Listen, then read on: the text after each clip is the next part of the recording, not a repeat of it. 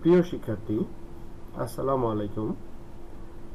আজকে আমি অষ্টম শ্রেণীর তথ্য ও যোগাযোগ প্রযুক্তি বইয়ের প্রথম অধ্যায়ের তথ্য ও যোগাযোগ প্রযুক্তির ব্যবহারের ফলে আমাদের বাংলাদেশ ধীরে ধীরে বদলে যাচ্ছে, উন্নত হচ্ছে, সেই সম্পর্কে একটি প্রেজেন্টেশন দেখব।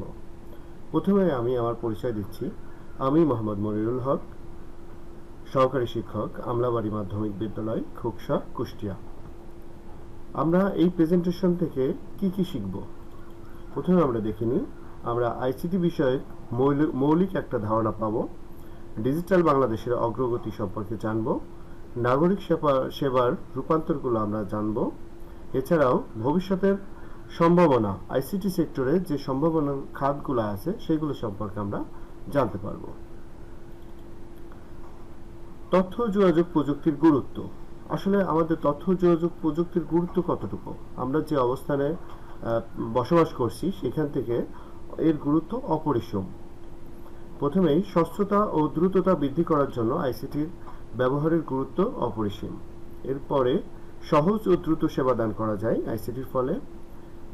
এছাড়াও উন্নত প্রশাসনিক কার্যক্রম গুলো করা যায়, যা ম্যানুয়ালি বা একজন মানুষের পক্ষে এত দ্রুত করা সম্ভব না। ডিজিটাল বাংলাদেশ এবং সরকারের উদ্যোগ।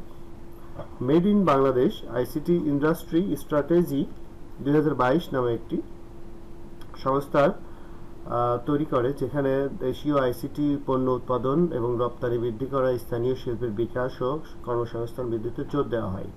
এছাড়াও আইসিটি খাতে দক্ষ জনশক্তি তৈরি করে আমরা বিদেশি রপ্তানি করতে পারি বা দেশের মধ্যে বিভিন্ন কর্মকাণ্ডে অংশগ্রহণ করতে পারি।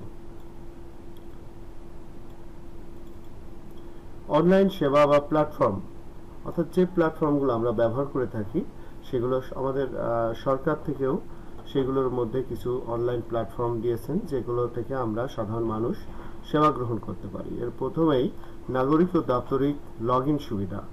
মাইগভ প্ল্যাটফর্মে আমরা সাধারণ নাগরিক এবং সরকারি দপ্তরের কর্মকর্তা উভয়ই আলাদা আলাদাভাবে লগ ইন করে তথ্য গ্রহণ ও প্রদান করতে পারি। একক প্ল্যাটফর্মে সরকারি সেবা গ্রহণ করতে পারি। এছাড়াও আবেদন ও তথ্য সংরক্ষণ সুবিধা তো আছেই। স্মার্ট ভর্তি ও শিক্ষা ব্যবস্থাপনায় আইসিটি। একাদশ শ্রেণীর যে ভর্তি সিস্টেম বর্তমানে চলছে সেটা সম্পূর্ণরূপে স্মার্ট ভর্তি সিস্টেম। এখানে ঘরে বসে একজন শিক্ষার্থী অনলাইনে যে কোনো তার পছন্দ মতো যে কোনো কলেজে ভর্তি হতে পারেন, এবং এর বাইরে হচ্ছে অনলাইন শিক্ষার সুযোগ আছে, অনলাইনে অনেক শিক্ষা গ্রহণ করা যায়। এছাড়াও এইচএসসি আইসিটি অনলাইন নামে একটা প্রোগ্রাম চালু আছে অনলাইনে, সেখান থেকে অনেক শিক্ষার্থী শিক্ষা গ্রহণ করছে। শিক্ষার্থীদের জন্য ডিজিটাল শিক্ষা সাধন, ই বুক, অনলাইন লাইব্রেরি এবং বিভিন্ন শিক্ষামূলক অ্যাপস আছে, যেগুলো শিক্ষার্থীরা ব্যবহার করে তাদের স্কিলকে আরও দক্ষ করছে। সরকারি তথ্য সেবা ও ফর্ম পূরণ। বাংলাদেশ ফর্মস বাতায়ন নামে একটি সাইট আছে, যেখানে বাংলাদেশের প্রায় 1842টির বেশি ফর্ম অনলাইনে আছে, যেখান থেকে নাগরিকদের সমস্ত ফর্মই সংগ্রহ করতে পারে এবং এর জন্য অফিসে আলাদা করে যাওয়া লাগবে না।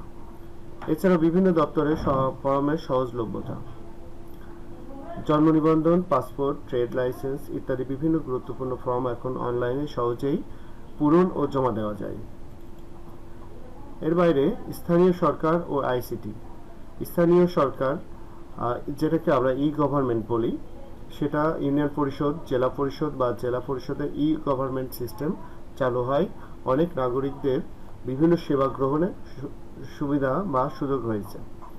অনলাইন নাগরিক সেবা ও তথ্য প্রবাহ, নিরাপত্তা ও গোপনীয়তা রক্ষা করেই তথ্য প্রবাহ প্রদান করা যায়। এর বাইরে উদ্ভাবন ও গবেষণায় আইসিটি।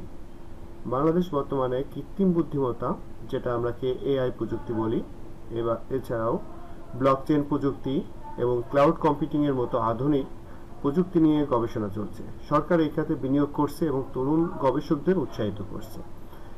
এভাবেই আমাদের তরুণদের মধ্য থেকে আইসিটি বিষয়ে গবেষণার মাধ্যমে অনেক আইসিটি রিলেটেড প্রোডাক্ট উৎপন্ন হবে এবং সারা পৃথিবীতে এটা রপ্তানি হবে বলে আমরা বিশ্বাস করি।